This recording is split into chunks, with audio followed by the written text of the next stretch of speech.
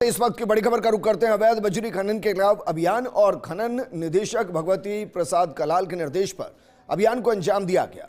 अतिरिक्त निदेशक पीआर आमेटा कर रही अभियान की मॉनिटरिंग और अभियान की पहले 4 दिन में बनाए 130 मामले। अवैध बजरी खनन के 2, अवैध बजरी निर्गमन की 59, अवैध भंडारण के 6 सहित कुल 67 मामले अभी तक रिकॉर्ड में आए हैं और अन्य खनिज में अवैध खनन के 8 और अवैध निर्गमन के 54 मामले सहित कुल 63 मामले। बजरी के प्रकरण में 5 एफआईआर दर्ज हुई हैं, जबकि अन्य खनिज के प्रकरणों में 11 एफआईआर दर्ज हुई, 1 गिरफ्तार हुआ। 473 टन बजरी और 11,162 टन अन्य खनिज जब्त किया गया। 9 एक्सकेवेटर मशीन्स, 120 अन्य मशीन वाहन जब्त किए गए हैं। कुल मिलाकर 47,64,64 रुपए जुर्माने के तौर पर भी वसूले गए। मेरे सहयोगी और एसोसिएट एडिटर निर्मल तिवारी जी जुड़ गए। निर्मल जी, ये आंकड़ा बता रहा है कि किस तरीके से नेक्सस फैला हुआ है। मेरा सवाल है कि जब इतनी व्यापक कार्रवाइयां होती हैं तो वापस ये पनपते कैसे हैं? देखिए विजेंद्र, निश्चित तौर पर एक बहुत अहम बात आपने कही है और आपके अनुभव के आधार पर कही है कि इतना सब कुछ होता है, बार बार अभियान चलते हैं और उस अभियान के बाद वापस से अवैध खनन माफिया जो है वो वापस से खड़ा हो जाता है।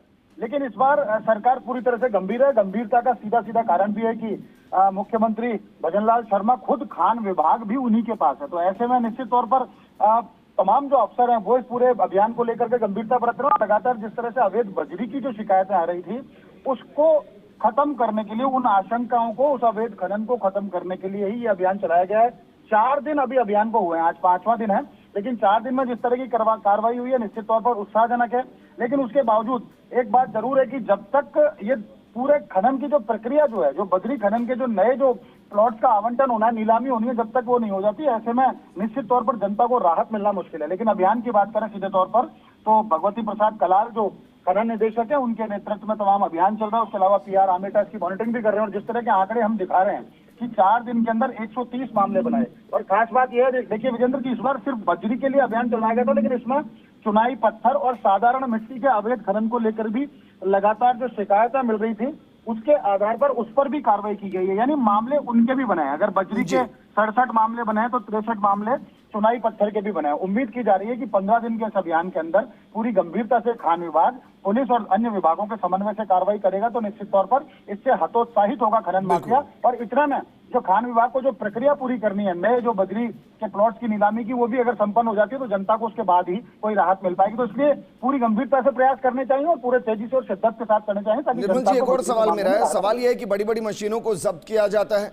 तो क्या वो मशीनें हमेशा के लिए सरकारी महकमे का हिस्सा बन जाती हैं, जिनको ऑक्शन के जरिए या फिर नीलामी के जरिए कोई और लेता है, या एक पेनल्टी के साथ वो छोड़ दी जाती है? मैं सवाल इसलिए कर रहा हूं क्योंकि राजस्थान अकूत संपदा का भंडार है। उसको अगर ऐसे अवैध तरीके से लूटा जाएगा तो राजस्थान को फायदा इससे कभी नहीं होगा। निश्चित तौर पर देखिए बहुत अहम बात है, लेकिन चूंकि जो मशीनें जो जब्त की जाती है उनमें पंचनामे खान विभाग बनाता है और जब वो जुर्माना राशि अदा कर देते हैं तो उन मशीनों को छोड़ भी दिया जाता है। लेकिन खास बात यह है विजेंद्र की सिर्फ जुर्माना अदा करके मशीनों को छोड़ने से जो खनन माफिया है वो हतोत्साहित नहीं होगा। उन पे विभिन्न धाराओं में कार्रवाई करनी चाहिए, चाहे खनन अधिनियम की बात हो, वन अधिनियम की बात हो, तो राजस्व चोरी के जो तमाम मामले उसके अंदर उनके ऊपर धाराएं लगानी जानी चाहिए। लेकिन ऐसा होता नहीं है। लेकिन मैं इसीलिए कह रहा हूं कभी कानून में बदलाव की मांग की। मैं एक उदाहरण के साथ आपको समझा रहा हूं कि भाई वो सीना चीर रहे हैं, वैसे ही जैसे एक हत्यारा खंजर से या गोली से सीना चीरता है, अब उसको सजा होती है, तो ऐसा थोड़ी ना है कि खंजर और रिवॉल्वर को वापस दे दिया जाता है। बिल्कुल सही है विजेंद्र। देखिए खास बात इसमें यह भी है जो पंचनामे खान विभाग बनाता है, क्योंकि अभियान के दौर में उनकी मजबूरी होती है अधिकारियों की उनको पंचनामे बनाए, लेकिन उन पंचनामों की वसूली 10% से ज्यादा आज तक नहीं हुई। पिछली बार जो 15 दिन का अभियान चला उसमें करीब 350 करोड़ के पंचनामे बने, लेकिन 30-40 करोड़ रुपए जमा हो पाए।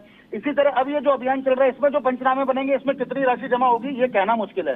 ऐसे में कहीं ना कहीं ये बात जरूर है कि खान विभाग के जो भी अधिकारी हैं वो करते तो गंभीरता से प्रयास है, लेकिन कानूनी अड़चन उसमें वो भी फंस जाते हैं और कहीं ना कहीं खनन माफिया जो धनबल और बाहुबल से जो पूरी तरह से युक्त होता है वो कानूनी प्रक्रिया से भी विभाग के साथ खेलने लगता है। तो निश्चित तौर पर जो नए कानून बने उसमें बदलाव जरूर किया जाना चाहिए ताकि खनन माफिया पे पूरी तरह से पूरी शिद्दत से कार्रवाई की जा सके। विजेंद्र, बिल्कुल निर्मल जी, शुक्रिया तमाम जानकारी हमारे साथ साझा करने के लिए। और हम सरकार से अपील भी करते हैं कि भाई इस तरीके की कार्रवाइयों के बाद उन मशीनों को पूर्ण रूप से जब्त किया जाए जो अवैध काम के अंदर लिप्त है, क्योंकि वो राजस्थान का सीना चीर रहे हैं, वहां से अवैध तरीके से कार्रवाई कर रहे हैं और उससे खुद पैसा लूट रहे हैं। राजस्थान के हिस्से में कुछ नहीं आ रहा है, उल्टा इस पूरे मामले में जनता लुटती है, उसको 4 पैसे ज्यादा देने पड़ते हैं।